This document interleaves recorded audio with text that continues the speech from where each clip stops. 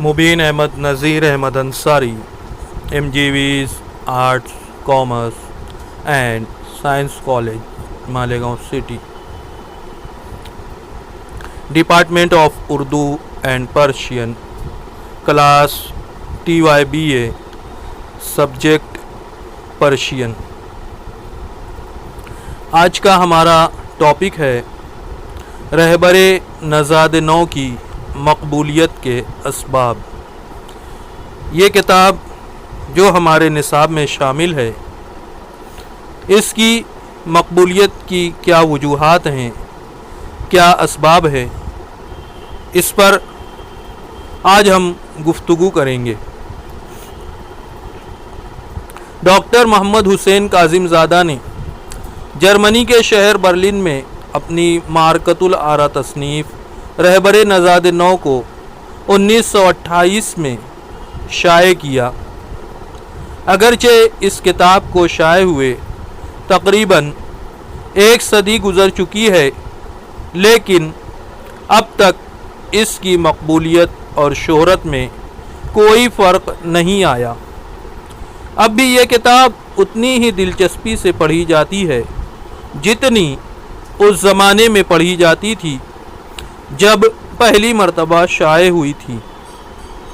اس کی مقبولیت کا اندازہ اس بات سے بھی لگایا جا سکتا ہے کہ اس کے متعدد ایڈیشن نہ صرف ایران بلکہ ہندوستان میں بھی شائع ہو چکے ہیں، اور یہ کتاب ہندوستان کی یونیورسٹی لیول کے نصاب میں شامل ہے۔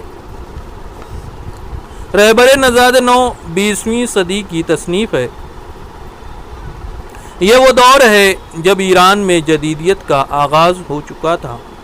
ایرانی ادبا و شعراء نے بادشاہ وقت ناصر الدین قاجار اور اس کے سپاہیوں کے ظلم ستم، ناانصافیوں اور عیاشیوں کے خلاف آواز بلند کی۔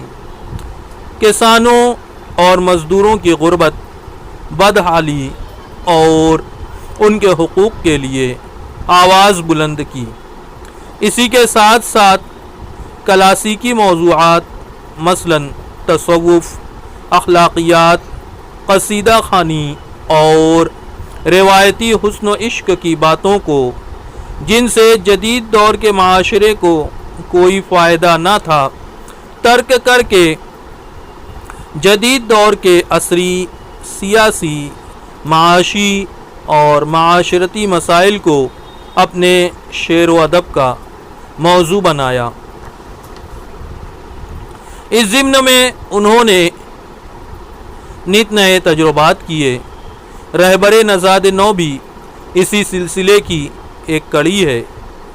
یہ کیمیائے سعادت اور کشف المحجوب کی طرح نصیحت آمیز حکایات کا مجموعہ نہیں ہے، اور نہ ہی اخلاق و ادب کا دفتر ہے۔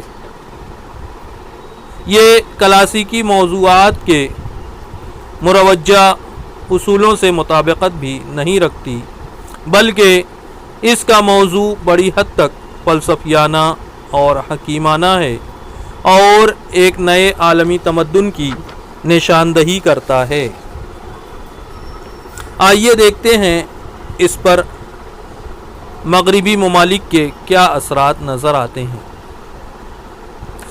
فارسی ادب پر مغرب کے اثرات۔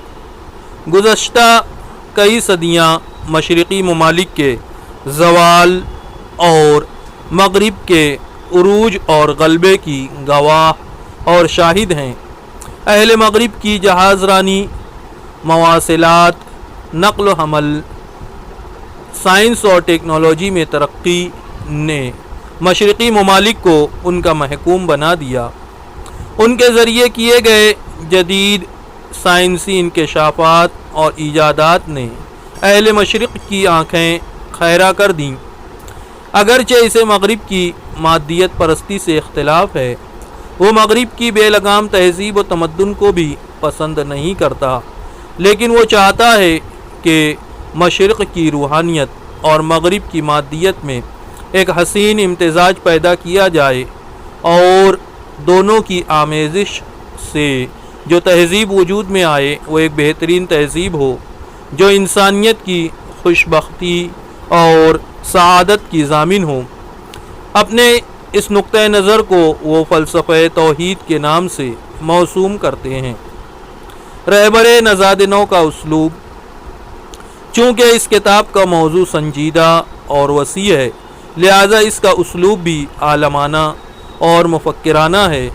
اس کے باوجود مصنف نے بڑی حد تک اس کو دلکش اور دلچسپ بنانے کی کوشش کی ہے۔ اس میں موضوع کے اعتبار سے زبان اور انداز بیان دونوں کا حسین امتزاج پیدا ہو گیا ہے۔ جس طرح مغنی کی آواز میں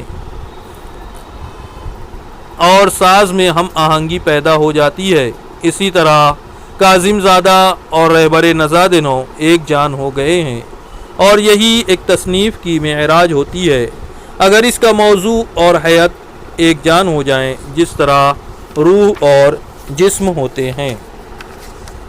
سعدی کی طرز نگارش سے موازنہ۔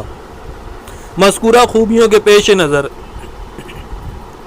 جب رہبر نژاد نو پر نظر ڈالتے ہیں تو اس کا طرز نگارش سیدھا سادہ نظر آتا ہے۔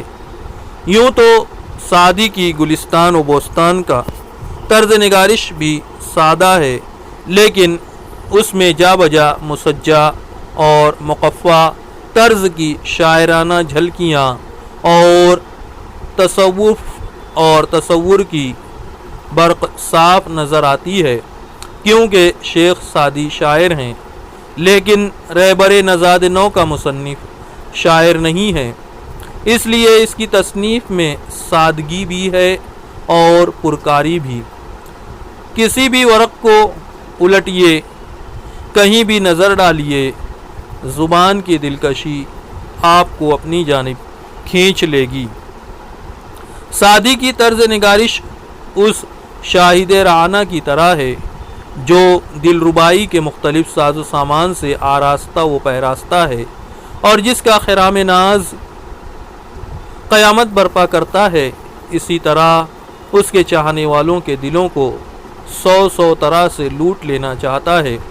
اس کے برعکس رہبر نژاد نو کا اسلوب اس شاہد رعانہ کی طرح ہے جو وقار اور رعنائی کا پیکر ہے، جس نے بظاہر سادہ لیکن دیدہ زیب اور گراں قدر ملبوس زیبتن کیا ہے۔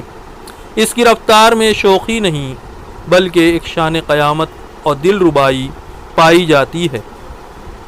کلاسیکی ادب سے بغاوت۔